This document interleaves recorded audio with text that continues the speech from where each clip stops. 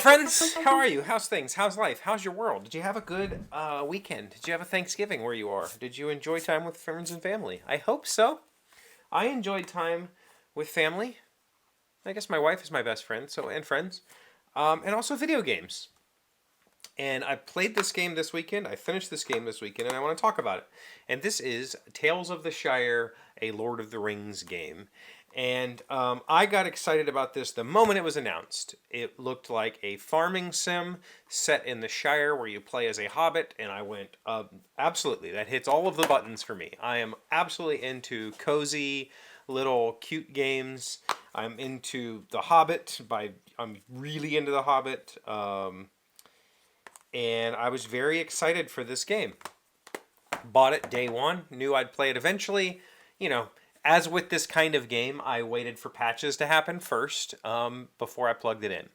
And that happened. It got patched. Apparently, this was a pretty buggy mess on Switch. I don't know about the rest of the consoles, but on Switch for sure, it was a hot mess at launch. They fixed that, in my opinion. I noticed nothing. I think I had a couple of crashes, which are pretty standard for any third-party game on the Switch.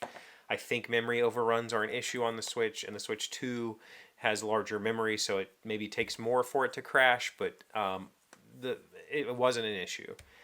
The game does have a day cycle memory or day cycle save system, so you're going to get reset to the previous morning unless you had saved your game. Honestly, it's not a very big game. You're not losing a whole lot if you lose a day or whatever. And that's the thing. I liked the game. I had fun with the game. I was hoping for, Stardew Valley set in the Shire. It's kind of that, but also very much not that at all. You do start as a hobbit. It inherits like a wrecked home that needs to be cleaned up. You can't clean it up. I mean, you can clean up the inside of the house, but there's lots of broken stuff like areas of the yard you can't access, areas of the house you can't access, much like Stardew Valley, until you've advanced the story, and then you'll start to get access to those things. So, similar opening. There's a ton of villagers, lots of villagers, but not all of them are interactable or people that you can communicate with or form relationships with. I think there's maybe like 20 or something like that you can form relationships with and have tales together and share meals and that sort of stuff. It has a farming section of the game. You literally farm. It has fishing. It has gathering. You need to go out and gather. It has cooking. A huge portion of the game is cooking. Gathering, fishing, farming, cooking. I think those are the four kind of pillars of the game. Right? There's not anything else, is there? I don't think so. Whatever. And that's kind of the whole game. So here we go. Here's where I like the game. To be fair, I have played the story, and I'm still playing the game because it is that sort of just cozy life, sim game where you go fulfill perpetual quests. In this case, those four things that I mentioned, I think there's only four. For whatever reason, I'm thinking there's five, but I don't think there's just these four things: farming, cooking, gathering, and fishing. Those four things have clubs that you level by doing those things, and you can go to a mission board and collect missions off the board and go fulfill those missions to level those clubs. And when you level those clubs, you unlock access to recipes or areas of your house, like I was mentioning, or areas of your garden, or areas of the world. You unlock access to new equipment that helps you to do those things better, or maybe do things that you couldn't do, like going and finding mushrooms at night. Actually, you can do those, but with the lantern, it's better, or whatever. So you can unlock new things. But ultimately, here's the thing about the game. The story is very short.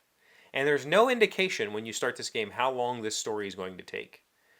For me, it was about 10 hours, maybe. I don't even think it was that much. It was about 10 hours because I goofed off. You could speed run the story very quickly.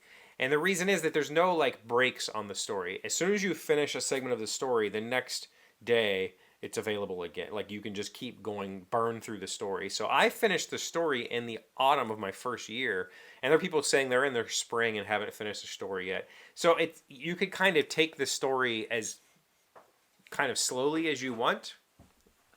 However, being like a person who likes role playing, there's a lot of the story sections that feel very like we need to do this now.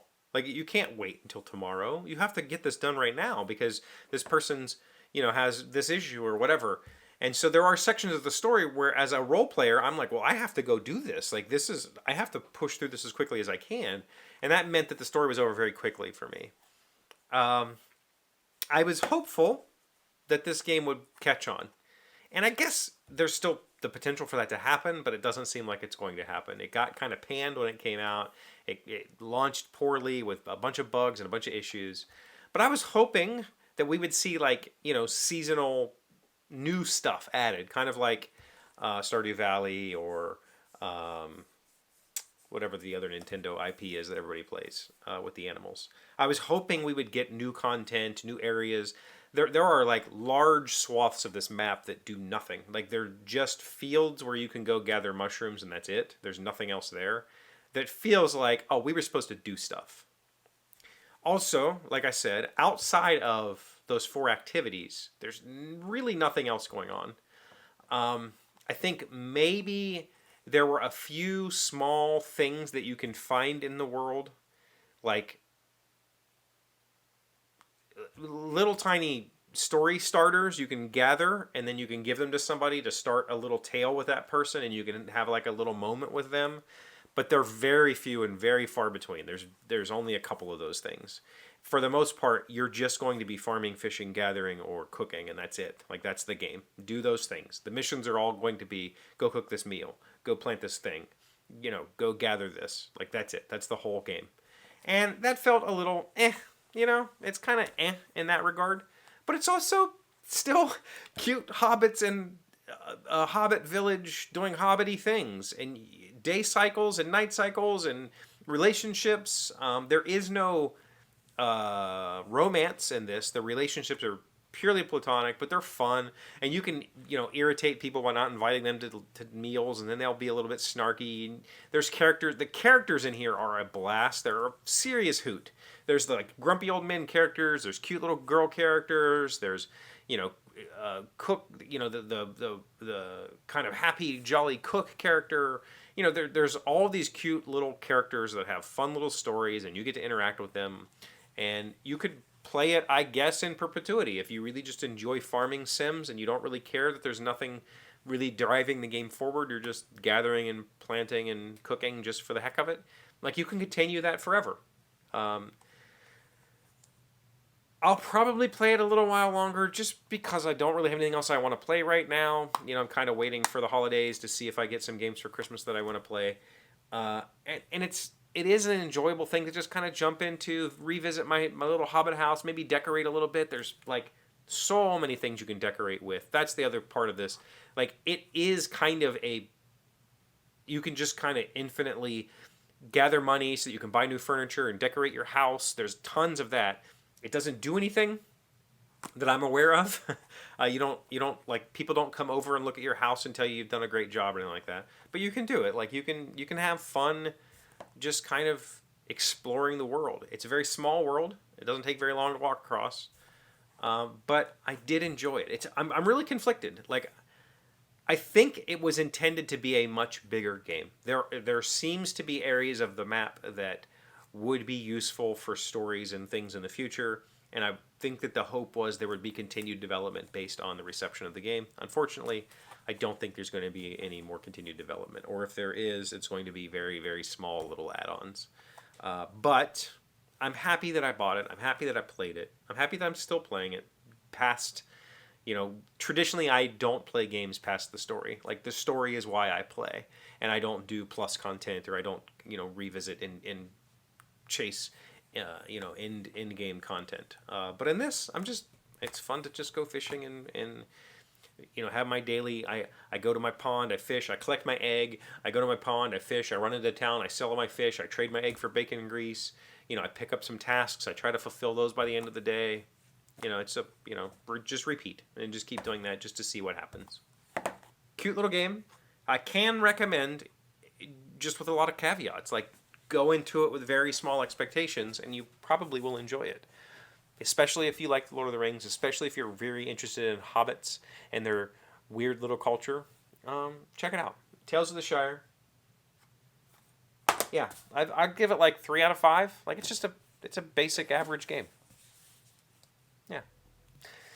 That's it. Got any thoughts, questions, comments? Put them down below. If you got any topics you want to talk about, please let me know. Thank you for watching the video. Please like. Please subscribe if you're new here. We are still growing. Still growing. Feels good. Thank you. I appreciate you. I'll see you tomorrow. Today's 1,000 plus little things happy, successful people do differently. 10 truths that will change the way you see yourself. Number 9, you need to distance yourself to see your situation clearly. Step back, give yourself space. Sometimes the most important thing you do in a whole day is the short rest you take between 2 deep breaths. Take those breaths and that rest when you need them. This is important in anything, especially if you're actually willing to work on yourself. Look at yourself critically, and then walk away from that critical thought for a while, and come back to it and see if that thought has matured at all. Because you often find that it does, and you have a realization that, that thought was from that perspective at that point in time. And, just like learning anything, sometimes you have to walk away and come back. And you'll find that when you come back, suddenly you have a fresh start and everything works better.